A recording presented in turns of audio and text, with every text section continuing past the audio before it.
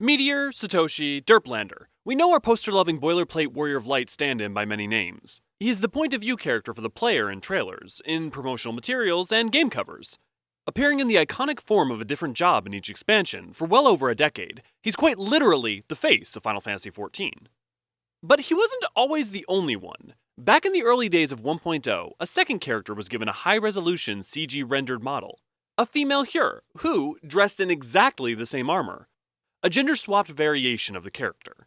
It's unknown what the original plan was for her. An alternate take on the protagonist, a fellow adventurer, maybe even a villain. Although she was used in pre-release publicity for 1.0 for more than a year, often alongside her male counterpart, she never made it into the game, and likely would have been lost to time. But her existence as a possible female Warrior of Light sparked an interest amongst the fans who found her art. Since she was a variation of Meteor, they dubbed her COmet. And for a long time, she's remained a figure known only to a depressingly few number of people. However, her popularity is starting to grow. There was even recent speculation when a new female character was spotted in the 6.2 trailer that this might be a deliberate recreation and a nod to the fans of the Lost Heroine. However, we know that not to be the case now. But regardless, she is the alternate Warrior of Light. She might not entirely be the non-white, non-straight, non-binary, non-Hyur hero of our dreams, but at least she's not quite the white-bread, generic, stereotypical male character who in reality only represents a certain portion of the player base. Mainline Final Fantasy games have had painfully few female protagonists, despite many phenomenal female characters. To name a few in no particular order that I'm sure won't have some of you upset your waifu is missing. There is Lulu, Rydia, Tifa, Yuna, Terra, Rinoa, Kryle. No, wrong Kryle. There we go. Aerith, Riku, Lightning. The entire female cast of Final Fantasy XIV. Fran, Freya, and the White Mage of FF1. Best girl.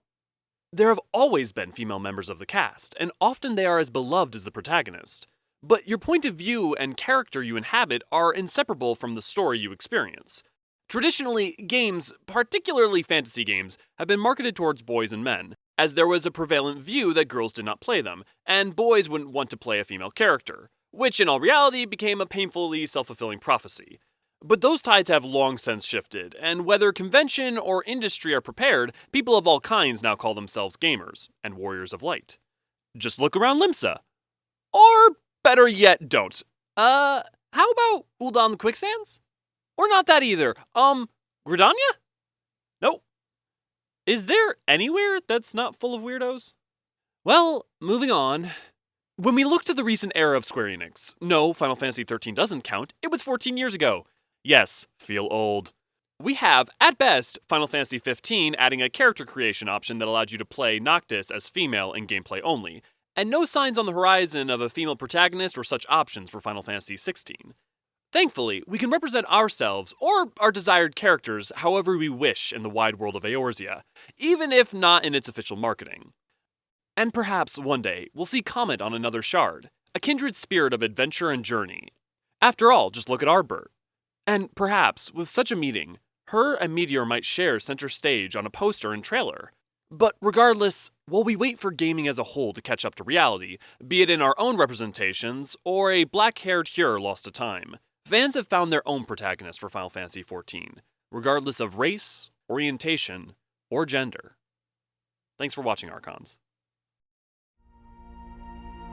Hey all, thanks for watching. If you enjoyed this video, praise the 12 by giving it a like and comment, or by subscribing. It goes a long way to helping the channel. Don't forget, new videos every week, and if you want to engage with us further, why not check out our Discord and Patreon in the link below and become a part of our community. With that said, see you around, fellow Archons.